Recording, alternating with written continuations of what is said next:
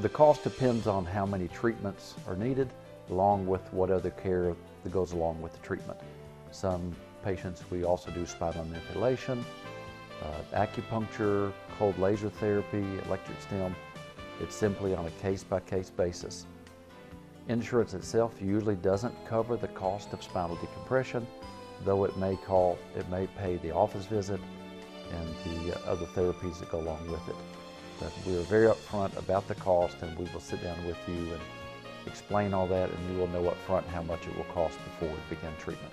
Spinal decompression is not covered under Medicare. Medicare covers only the manipulation of the spine. There are cases where we also do spinal manipulation, and the cost for decompression may be adjusted according to what else we do in the office. How can you tell if you need spinal decompression?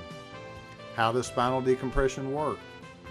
Does spinal decompression hurt? What does spinal decompression cost?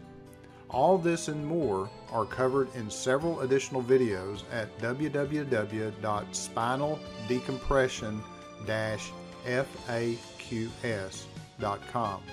There's no need to wonder if you can get relief from your back or neck pain when most all of your answers will be found in these videos. Why not go to www.spinaldecompression-faqs.com right now to get your questions answered.